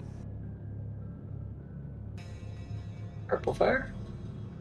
Didn't he call it the fires of the cataclysm? I mean, look, girl, I'm old, but I'm not that old. It seems very specific. Yeah. I knew Sooth was involved in the Cataclysm. I don't know anything about purple or blue fires with it. All I knew, everything burned.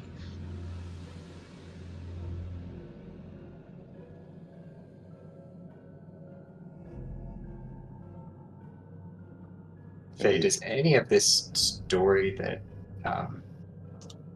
what is it, Jandon told us, does that jive with, like, popular stories we've heard about the Cataclysm?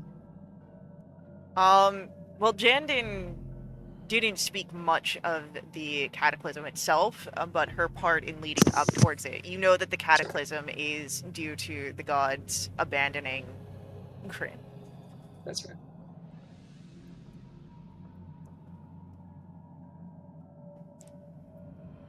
And I mean, she spoke of great dishonor by the one that she followed and her belief that she played into such disgrace.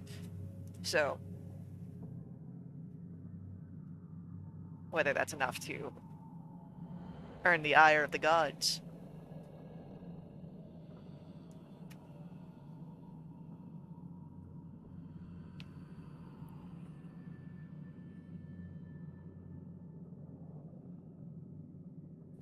Now, I guess we're gonna head back up.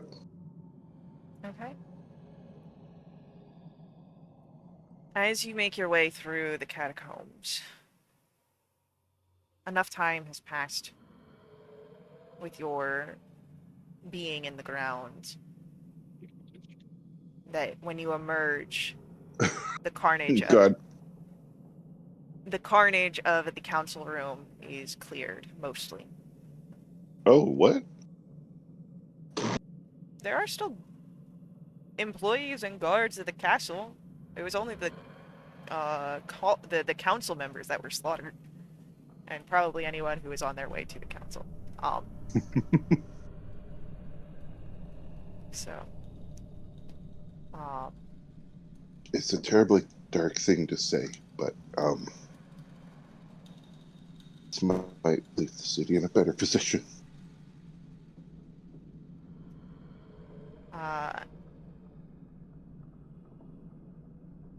And as the hours pass, if you, of course, can help clean the rest of the council room if you wish, and can take time to process what you have gotten, you can take the time to attune to magic items as the hours pass. And I'm assuming I don't need to attune to that sword. No, the guess, sword yeah. and the breastplate do not require attunement. However, you can attempt attuning to the Dragonlance and the... Did you say it was like just a rusty spearhead at this point? So the distinctive head of a rusty spear, but you knew that the rust was from the curse placed upon the dragon spear. Oh, God. Okay, guys. Guys, I'm so sorry. Yeah. Okay. Well, she's kind of obligated to help that spirit rest. So, I mean, yeah, I guess she'll attempt that. Go ahead, roll for me, then as you are attempting to attune to the item, a Arcana or Religion check. Oh, God. Oh. All right. Well, they're both. Does she They're still both. have advantage? I would say that, yeah, the next roll has the advantage from Silvery Barbs. Oh. Okay. Well, let's just repeat that roll again. Yeah. That was pretty sweet roll. Well, there you go. The dice gods were like, no, you're getting a 15 and you're Yeah. liking it. We have to create it. So your attempt to attune to the Dragonlance is ultimately unsuccessful. Hmm. Not because it isn't magical. You know that it is, but that a divine power has rendered its magic inert. It seems that redemption must come before the use of such an artifact. Hmm. But as you have this understanding, as other attunements may be made, and as people do return to the castle, this is where we take our next ad break. So, stick around with us. We will be right back after this. You can hang out and chat. You can turn down the volume of the ads, but please don't leave us or mute them. Ads are a huge part of how we keep our games affordable. If you would like to help us directly, you can always make a donation to my Ko-fi. We have a link for that on screen. Ko-fi donations help provide your GM much needed caffeine, but also unlock awesome perks for the entire community. Currently, we have all of our perks unlocked. Some of these perks include double treasure, double XP, special companions, and new side quests. But you can help keep the hype going with more donations, keep that fun and continuing on to further cycles. So, we love you all, and we will be right back.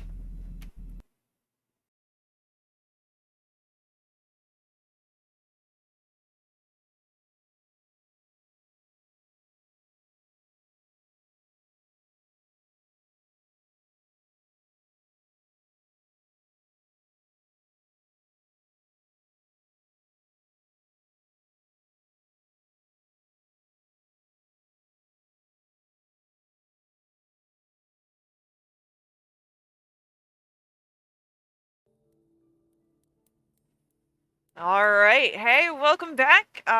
You guys, we are coming back in after our heroes have done some exploration and battle in the catacombs beneath Calamon.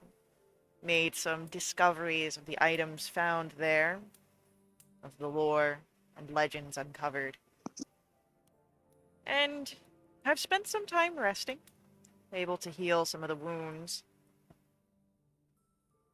And it is about perhaps 5 hours since your discovery of the slaughtered council members and the return from underneath the castle that Derrit arrives in Calamar, alongside Marshal Vendry, Lord Baccharis, and the bulk of the city's martial forces. And his son is. Oh yeah, no, Darren actually told us, right? That Yeah, his son was missing. Yeah, presumed dead. right. There is shock at your reports of what had happened. But Marshal Vendry does not linger in that. She moves quickly to keep order in the city, ensure no more attacks are forthcoming. But Derrit seeks you all out. I heard what happened. I mean, you guys told us what happened. Are you okay? Is everything alright? As he says these last two questions, while he is addressing the group as a whole, you see that his eyes do gravitate towards Victoria.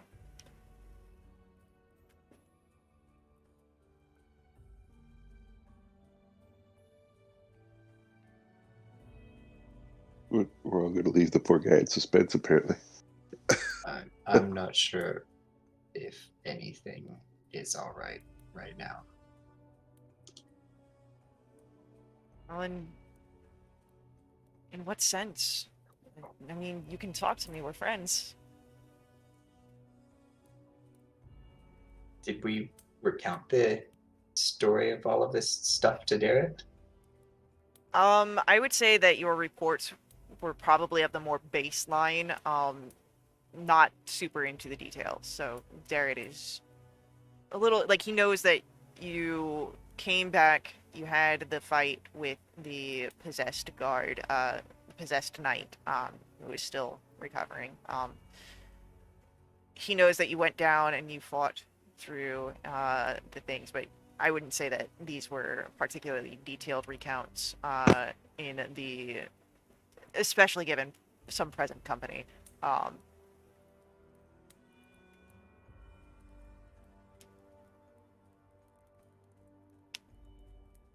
I mean, your army's been taken down a notch. Your leadership's been murdered. There's undead rampaging through the countryside, apparently. I'm struggling to find what's right now, unfortunately.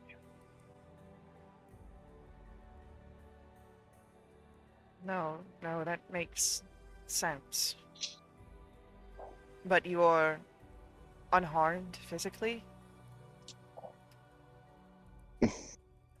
Or not detrimentally harmed? Nothing permanent. Well, then that is what can be,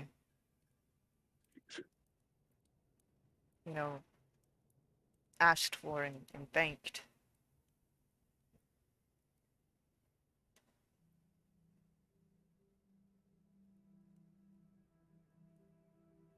I think the weight of such ancient spirits probably sits heavily on all of us.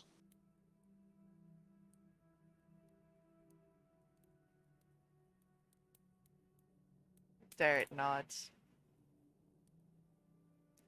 What And is the marshal going to take over? probably for the time being until a new council can be made. Um, Seeing that the marshal is all that remains of the old council. Mhm. Though I cannot say for certain. We are looking at a time of reparations, but also a time of preparations. You said that you saw Lord Soth in the visions. I suspect we narrowly missed him in person, I would think. And that is concerning. There's more words that I cannot grab for such a situation, but I can say that I'm glad that you missed him. I mean, it's horrible that a monster such as he from legend and myth walks around, but as I said, you're my friends. I care about you guys. I care about you. And as he says that last line, those three words are directed towards Victoria.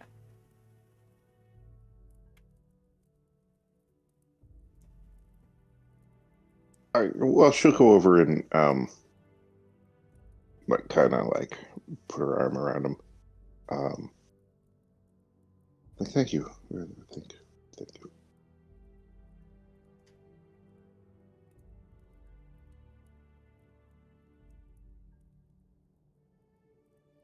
Do any of you share the specifics of the battle with Sarlamir, particularly what was said?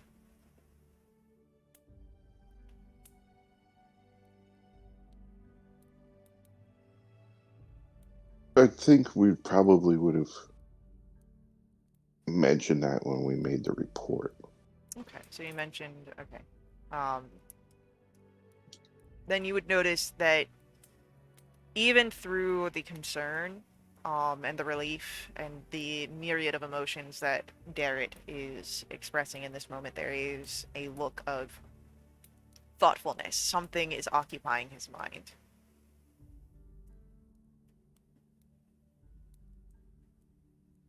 You're not going to pull a runner, are you? No. I'm just... The City of Lost Names. There's an intrigue there that can't escape. I'm sure it's just the shock of the system. What, do you know something about it? No, No. it's... Something about it has latched onto me. And I don't quite know why.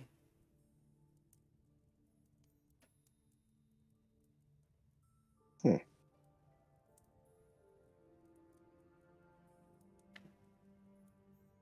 I'm sure a night of rest and this curiosity will leave. Or it'll persist, and what comes of it in the future will be what it is.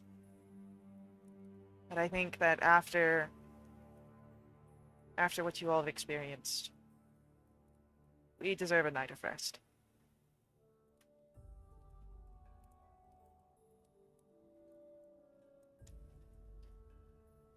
We can head out to a tavern, get drinks, pretend that this mess is something that we can pick up in the morning. Well, I'm sure we're carrying it with us all the time.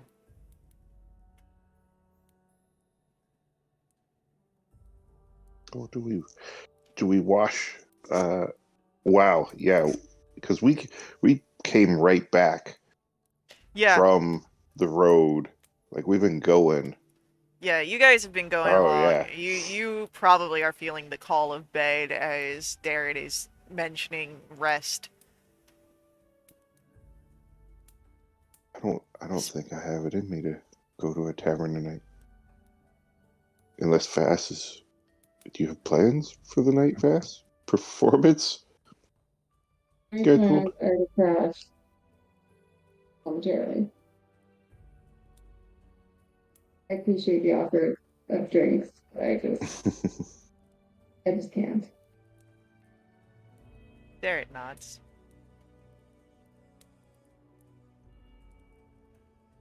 No, I get it.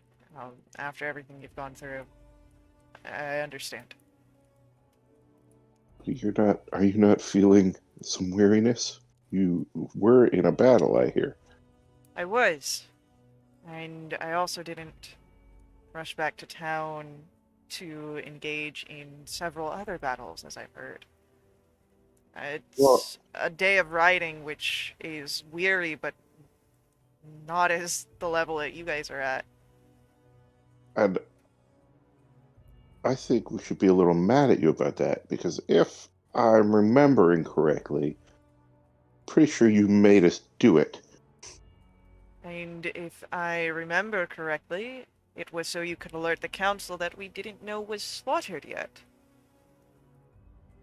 That doesn't excuse. I'm just saying that I was suggesting a protocol that made sense for the situation we were in. Well, So don't. I will take responsibility for the extra bit of exhaustion that may have been gained. Just don't get in the habit of sending me away. There is a softness in Darrett's eyes. And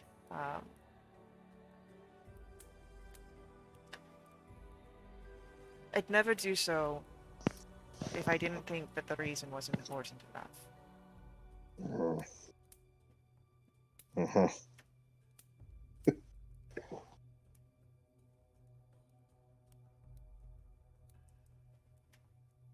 All right. Well, for now, I'm going to let you continue to do thinking for yourself, but we'll revisit that topic later. Well, as you all will go take your rest. I will attend to see if there's anything I need to assist the marshal with. Please rest well. Can we freeze frame and rewind back just like a couple of minutes? Sure. Can Vass roll to see if he can sneak away to bed while these two are Yeah, engaged in 100%. conversation? Roll me a stealth, 100%. And it's not at disadvantage. Heck yeah. By the time, Victoria, that Darren is departing and you are ready to leave for bed, Vass is nowhere to be present.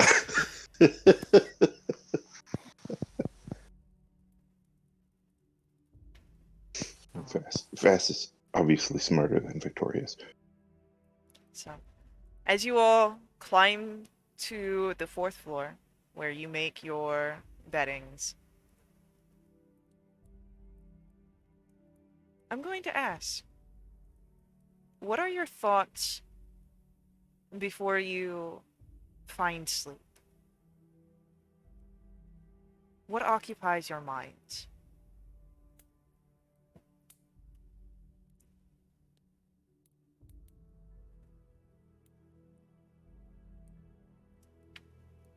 I think for the first time, Vass is hyper focused on the recent event, and his thoughts of home aren't top of mind.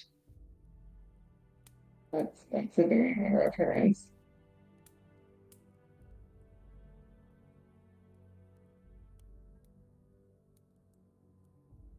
Okay.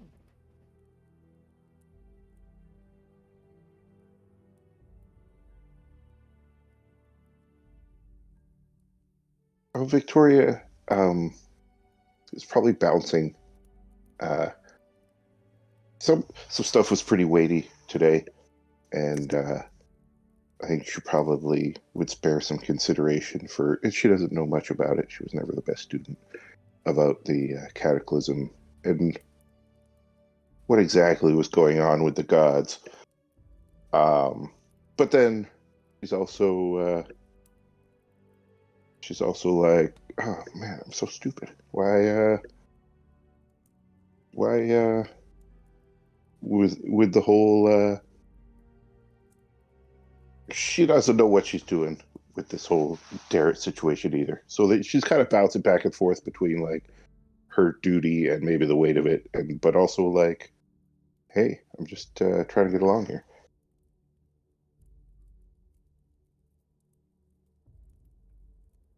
Okay.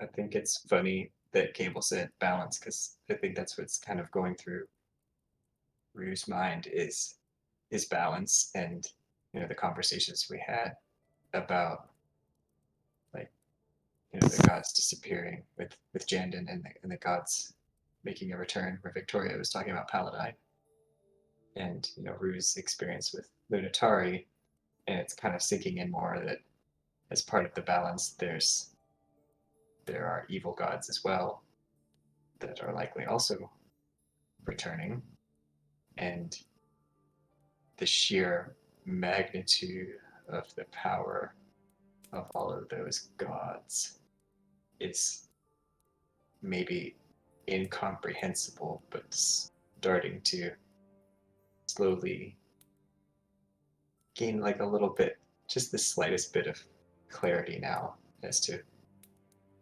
the enormity of what they might be dealing with.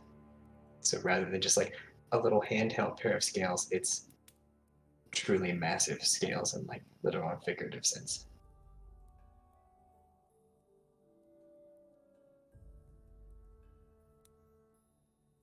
Hugh doesn't really think much about the gods at all. He is single-mindedly focused on how to block a magic sword and how to kill a skeleton in armor.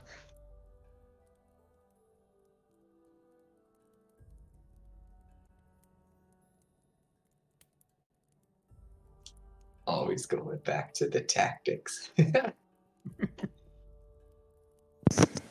can't set it on fire. It's already on fire. That reminds me of something that I'll have to bring up after session. Oh no. But as thoughts swirl about your minds, as the light of the moons takes over the night sky, and as each of you claim your rest, long deserved and well earned, you gain level 6. And our session comes to an end. So, we will pick up with a new portion of the story next week.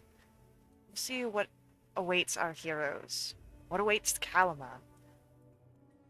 And yeah, I guess you'll have to join us to see that. So, we will. I will see you guys in the next stream. I ask you all to join us over at littlewitch.com. That is our website. You can join us to play a game in our Discord. And, of course, as always, may the ever-burning light ever guide your steps. Laters.